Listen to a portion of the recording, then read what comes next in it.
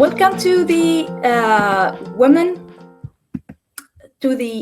Tech Global Conference 2020, hosted by the amazing Women Tech Network. Thank you for giving us this opportunity today to speak IT security, electronic identities, Internet of Things, in this session titled Secure Identities in IoT. So this session will be about 15 to 20 minutes, including QA session.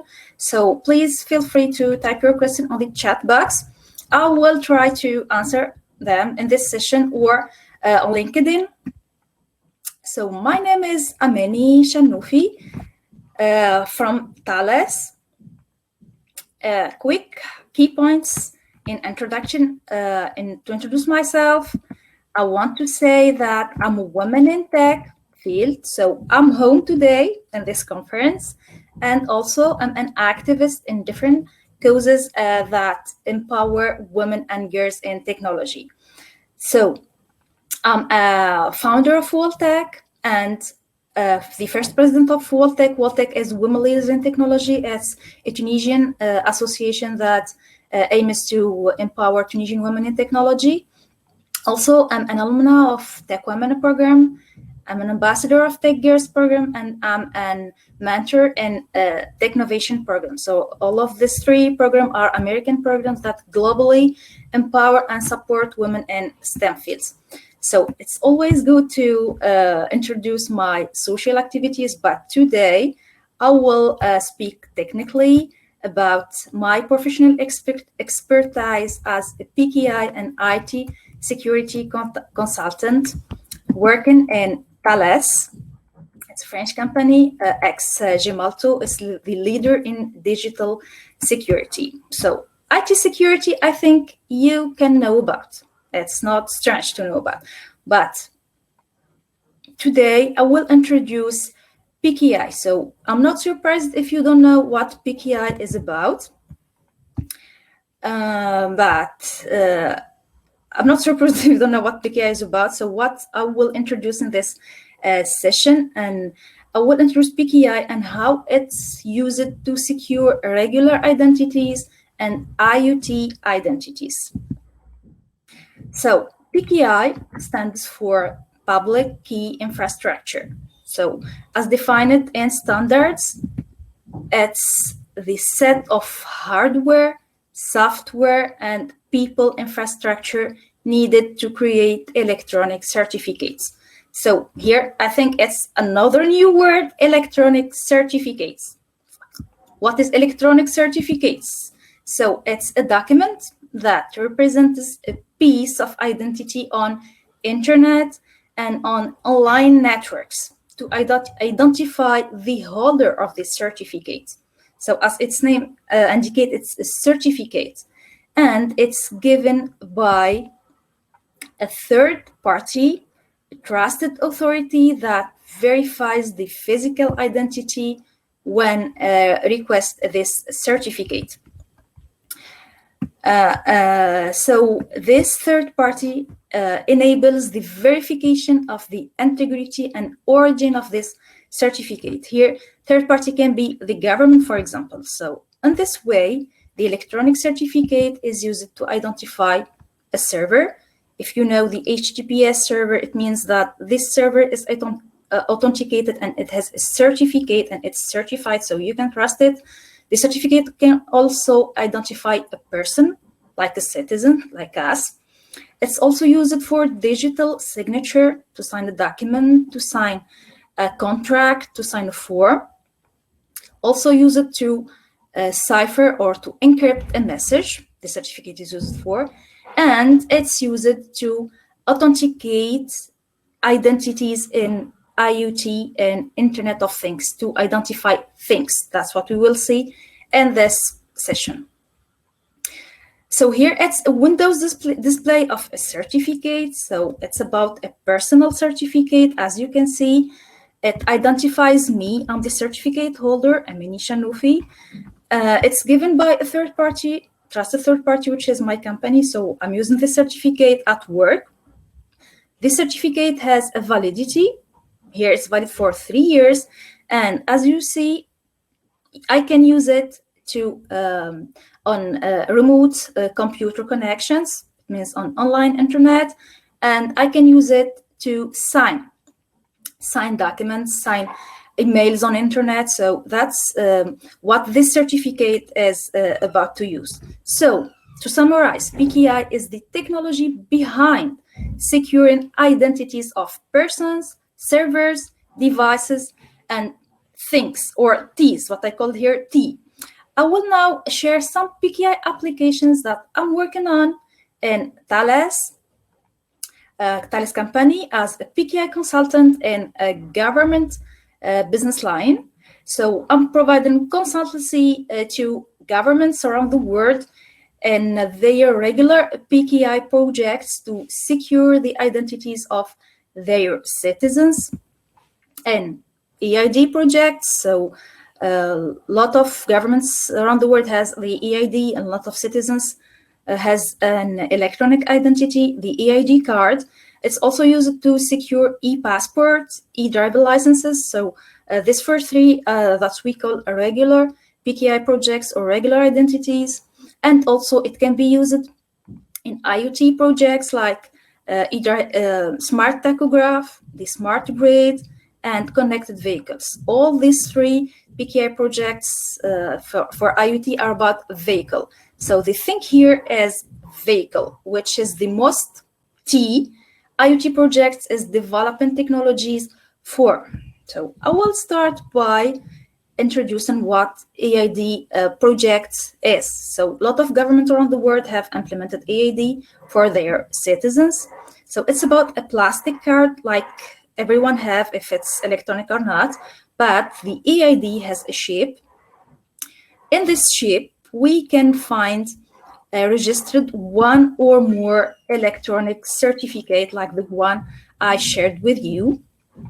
So this electronic certificate will identify and authenticate the person, the certificate holder, the citizen on eGov application. So the EID is used on internet application and online application, especially the government application. Here, speaking about the civil application, taxation, procurement, health, and banking application, with the option also to sign and encrypt the official document, the official government document, everything online. We don't have to go to the government institution to prove our identity. So here, our identity is proven online and securely proven.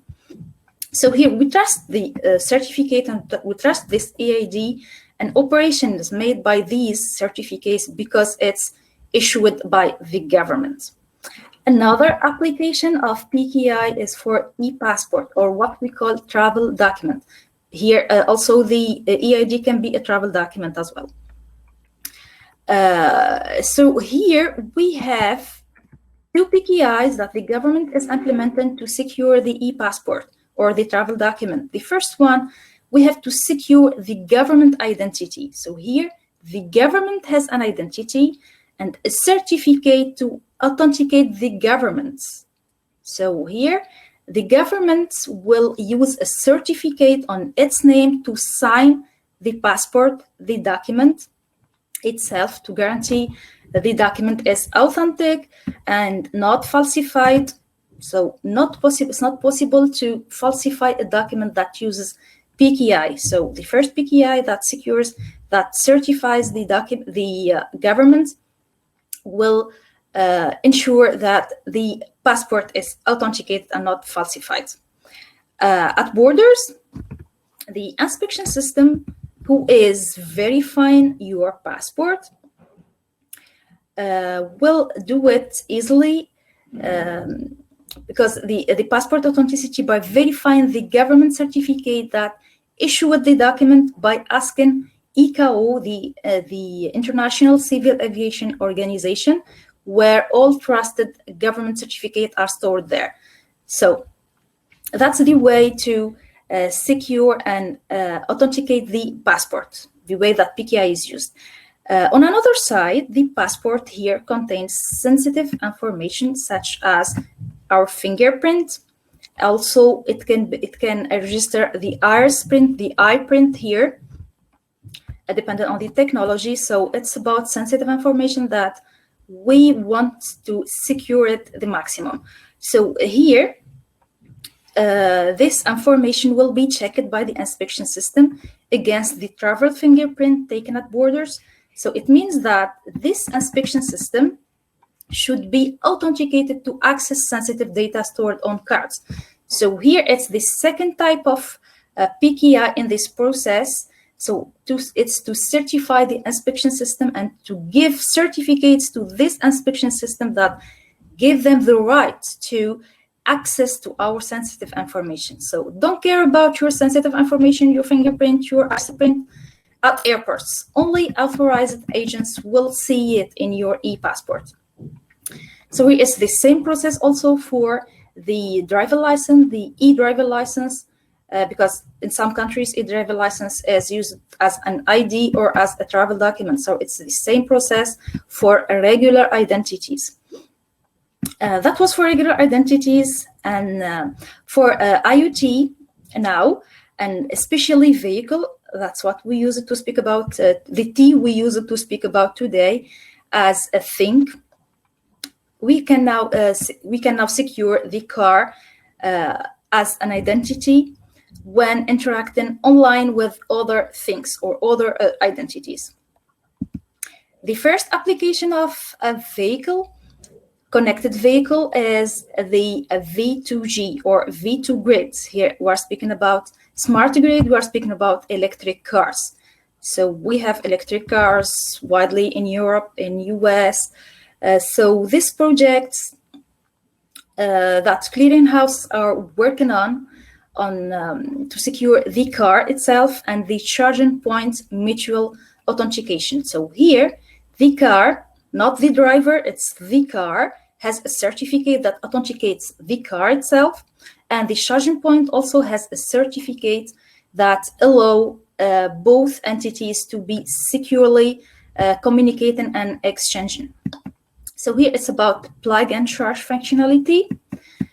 It's an electronic vehicle with a contract from any mobility operator that can charge at any charging point, not only on this country, and in a lot of countries, thanks to the PKI and to the electronic certificate and electronic identities secured. So here it's effortless, also cashless. You don't have to pay, without need for RFID or mobile identification.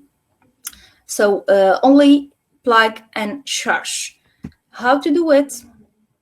Also the mobility operator, here we have a smart billing.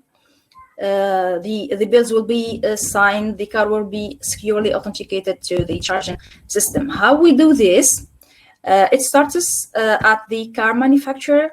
So here, when manufacturing the car, we create a certificate for this car and we insert it in.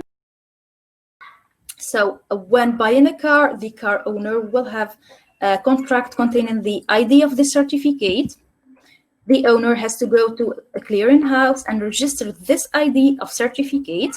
And when first time charging this car, will exchange its certificate with the charging point and with the clearinghouse from another side, and the car will be authenticated and a charging profile will be created for this car, and the charging operation will be smart, secure, and authenticated. That's for the connected vehicle V2G. Another project I'm working on is the V2V and V2I. So here we're speaking about smart cards in smart cities. So about vehicle-to-vehicle communication and vehicle-to-infrastructure communication.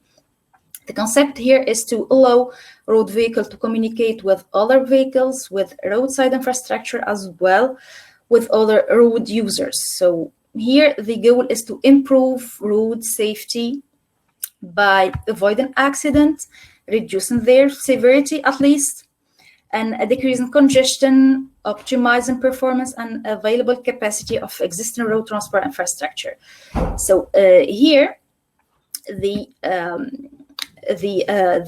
vehicle will exchange messages between them about information supply, awareness, assistance, warning to avoid, for example, an accident, traffic management. So here each car has a certificate that authenticates its vehicle, not only car, has a certificate to authenticate itself that will be used to sign the messages sent between cars and infrastructures.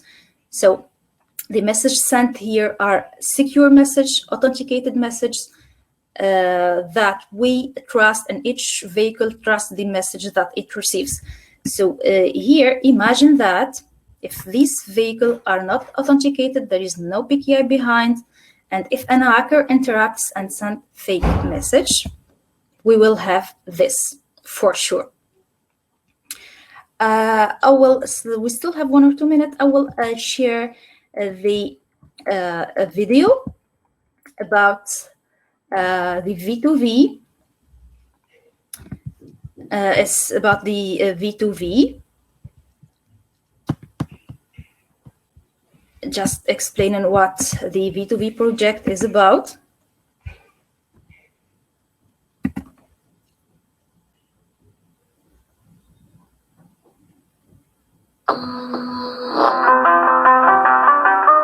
This is Chris with The Verge, and we're here at CES 2014 looking at Ford's vehicle-to-vehicle communication demo.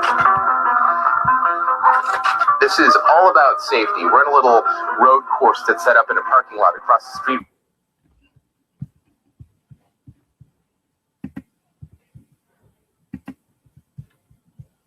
Sorry. Restart it.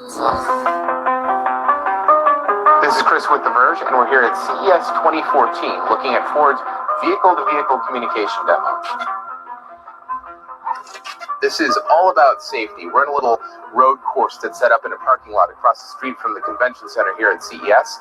There are 2 Tauruses, and they're wired up with this system that's constantly broadcasting information about where the car is, what direction it's facing, the yaw, the speed. And the concept is that by transmitting that information to other cars, this car can stay safer by knowing where that car is. So the first scenario Ford demonstrated for us was the idea of you overtaking a car on an expressway, for instance. A lot of cars now have what are called bliss sensors, which are these little amber lights that are in the side view mirrors that indicate when there's somebody in your blind spot. But the problem is that they don't work at speed necessarily, and they don't work when a car is way behind you. So when you have these cars transmitting data to one another, you enable that. You don't need a sensor that has to shoot that far behind you. You just communicate via what is effectively a Wi-Fi-like standard, the car's positions relative to one another. Then the car in front knows, hey, I shouldn't merge over. So I have to interrupt. It's about the vehicle-to-vehicle. Time is finished, and we can share. I can share the video with you on LinkedIn and on this presentation, on this on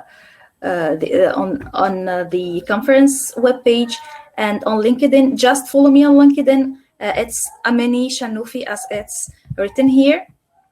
I will write it on the chat box, and I will answer your questions on the chat box in this session, or on LinkedIn. Just ping me, and all your questions are welcome. Thank you for being here and for your support to Women Tech Network and for this conference. So please be here and support Women Tech conference, and I will answer all your questions. It was my honor to be here today. Thank you for attending this session, and see you on LinkedIn. Thank you very much.